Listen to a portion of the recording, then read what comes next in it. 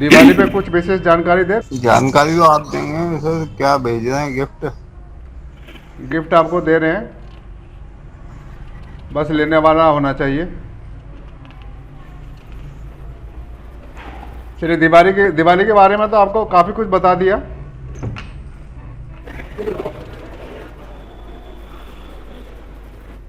जो रेगुलर है उनको तो पता लग गया, काफ़ी समय से जो जुड़े हुए हैं, कि दिवाली क्यों मना रहे हैं और आज के समय में दिवाली का क्या अर्थ है और दिवाली किसकी यादगार में मनाई जाती है।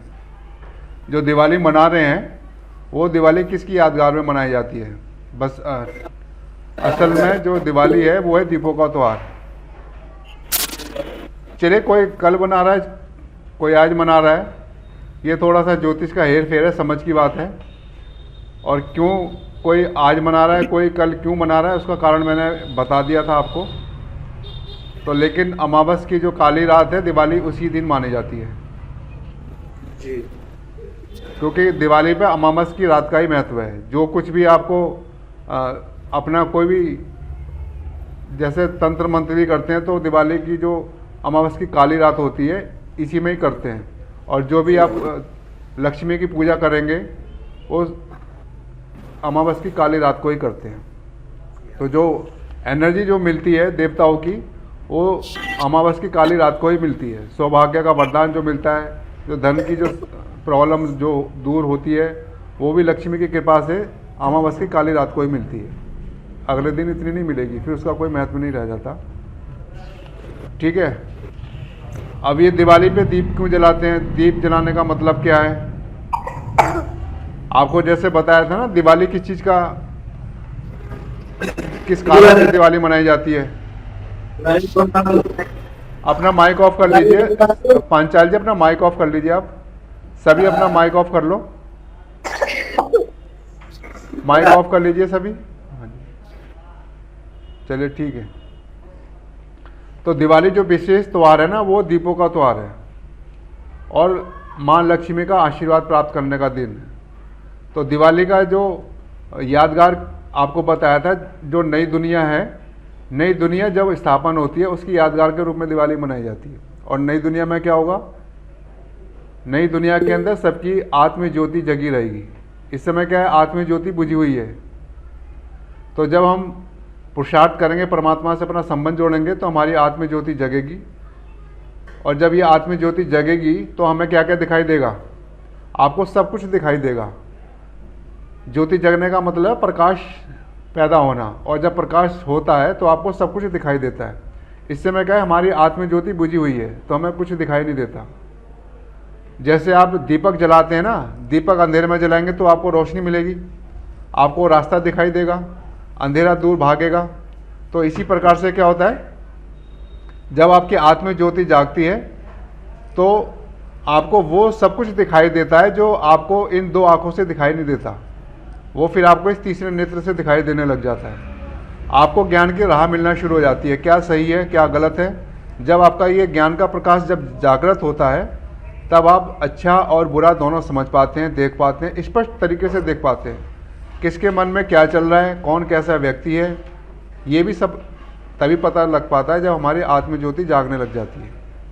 तो जिस प्रकार से दीपक का काम है रोशनी देना, ऐसी जब आपकी आत्मज्योति जागती है तो आपको रोशनी मिलती है, आपको राह मिलती है, और आपका जो अज्ञान का अंधेरा है वो दूर होता है, वो भाग जाता है, और आपको सब कुछ दिखाई देता है।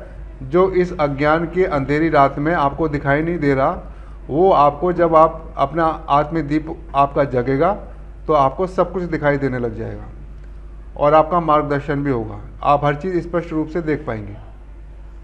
तो जैसे ही नई दुनिया के अंदर सभी लोगों की जो आत्म ज्योति है वो जगी हुई होती है। ऐसा कोई व्यक्ति नहीं होता जिसकी आत्म ज्योति नहीं जगी होती है। तो इस समय जो अपनी आत्म ज्योति जगा लेता है और परमात्मा ज्योति से अपना संबंध जोड़ लेता है, तो वही व्यक्ति हमारे नई दुनिया के अंदर जाता है। नई दुनिया के अंदर हर व्यक्ति नहीं जा पाता, केवल बस जिन्होंने पुरुषार्थ किया है, जिन्होंने परमात्मा के साथ अपना संबंध जोड़ा है, जिन्होंने अपनी आत्म ज्योति जगाई है, जो सब कुछ देख सकते हैं, सिर्फ वही व्यक्ति नई दुनिया के अंदर जाते हैं। और नई दुनिया के अंदर आपको बताया है कि सब कुछ नया मिलेगा, शरीर भी नया मिलेगा, आपको घर भी नया मिलेगा, रिश्ते नाते भी आपको नहीं मिलेंगे, अच्छे मिलेंगे और सबके सब सुख देने वाले होंगे। कोई भी रिश्ता आपको दुख देने वाला नहीं होगा। प्रकृति भी आपको दुख नहीं देगी। इस समय क्या होता है, अगर जरा सी गर्मी हो जाती है तो हालत ख़राब हो जाती है, एसी फेल हो जाएंगे, कूलर फेल हो जाएंगे, घर से बाहर निकलना मुश्किल हो जाएगा। और जब सर्दी ज़्यादा हो जाती है तो भी मुसीबत, बिना हीटर के काम नहीं चलता, फिर तो हीटर चाहिए, घर से फिर बाहर नहीं निकला जाता। लेकिन जो नई दुनिया में मौसम भी बहुत एकदम एक ग्रेड का रहेगा। आपको ना तो ज़्यादा सर्दी लगेगी और ना गर्मी लगेगी। मौसम एकदम बिल्कुल नॉर्मल रहेगा, जैसे कहते हैं ना बसंत का मौसम, इस प्रकार का कुछ।